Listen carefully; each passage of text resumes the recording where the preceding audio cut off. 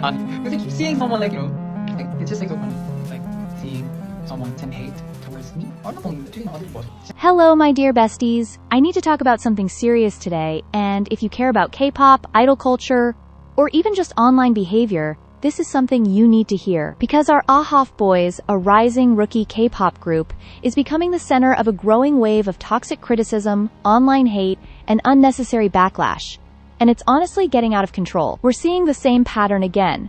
A new group debuts, gains attention, and suddenly becomes a target for viral hate comments, harsh opinions, and algorithm-driven negativity. And the truth is, this doesn't just affect AHOF, it reflects a much bigger issue in social media culture, digital responsibility, and how people treat others online. And yes, we'll be sharing valuable lessons we can all learn from this video. So stick around, like this video, and if you're a foha like me, please do subscribe to our channel Billypedia for your daily dose of AHOF videos and specials. Also, we are inviting you to subscribe to our other channel, Billy Venture. Surveys show that 52% to 76% of Gen Z and millennials are planning not just to travel, but also to study, live, and work abroad. We want to help you be prepared by providing all the essential information you'll need for the countries you plan to explore in the future. Check the pinned comment below and subscribe to Billy Venture today. In today's internet environment, controversy spreads faster than positivity,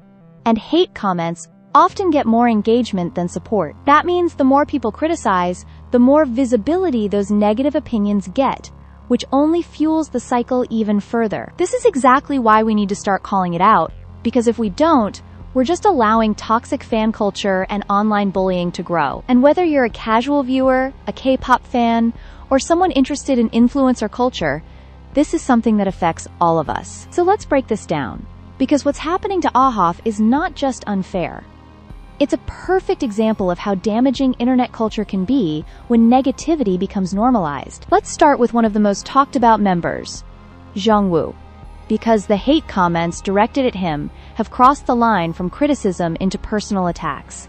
People are going viral making comments about his appearance, saying things like he looks cross-eyed, that his visuals are abnormal, or that he doesn't meet K-pop beauty standards. And on top of that, they add that he's not even a strong dancer and doesn't deserve to be in the group, which is honestly one of the most toxic narratives being pushed right now. This isn't constructive criticism, this is appearance-based bullying, and it's a huge issue not just in K-pop, but across social media platforms like TikTok, YouTube, and Twitter. When people start targeting someone's face instead of their performance, it says more about the audience than the artist. And let's be real, K-pop idols already face extreme pressure when it comes to visuals, performance quality, and public image, so adding this level of negativity only makes it worse. The reality is, no one gets to decide someone's worth based on how they look, and this kind of mindset contributes to unrealistic beauty standards that affect millions of viewers worldwide. And if we continue to normalize this behavior, it doesn't just stay in K-pop, it spreads into everyday life, influencing how people judge themselves and others. That's why this conversation matters, because it's not just about one idol. It's about how online criticism shapes real-world confidence and self-esteem. Now let's talk about performance criticism, specifically the accusations that JL is lip-syncing during live stages, because this is another example of misinformation spreading for engagement. A lot of viral comments claim that it's impossible for him to sound that stable while dancing, which leads people to assume that he's not singing live at all. But here's the thing.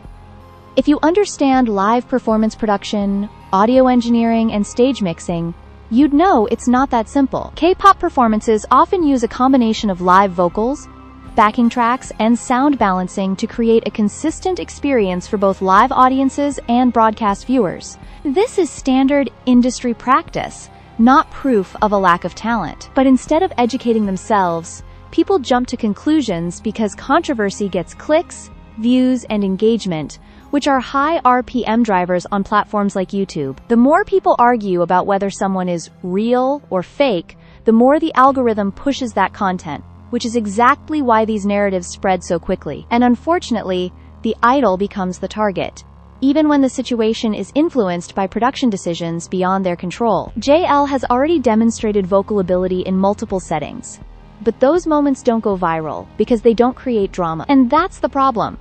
positive proof doesn't trend as much as negative speculation. So what we're seeing isn't just criticism, it's algorithm-driven misinformation that prioritizes engagement over truth. Another major talking point is the criticism of AHOF's company, with people saying the group is disadvantaged or less relevant because they didn't debut under a top-tier entertainment agency. This kind of narrative is actually very common in K-pop discourse, and it ties into broader conversations about brand power, market influence, and industry privilege. But here's what people don't realize.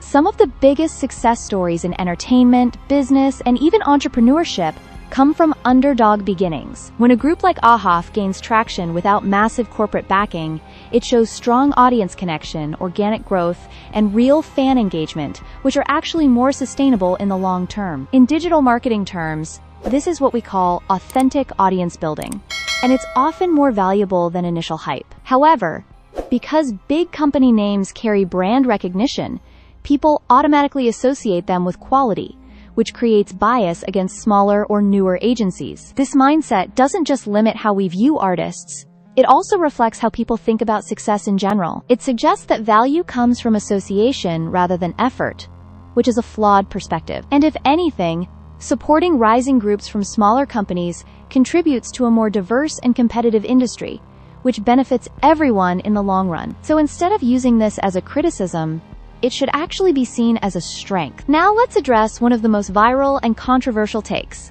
the idea that AHOF doesn't have the right to perform songs from BTS because they're rookies and BTS is on a global level. This argument has been circulating across multiple platforms, generating high engagement and sparking debates among fans, which again feeds into the algorithm cycle. But when you really break it down, it doesn't make sense. Performing a cover is not about comparison, it's about respect, influence, and artistic expression. In fact, covering songs from senior artists is a long-standing tradition in the K-pop industry, and it's often encouraged as a way to showcase versatility and appreciation. The problem is that people are framing it as competition, which turns something positive into a source of conflict. And this reflects a larger issue in fan culture, where everything becomes a comparison instead of a celebration. BTS didn't become successful by avoiding other artists.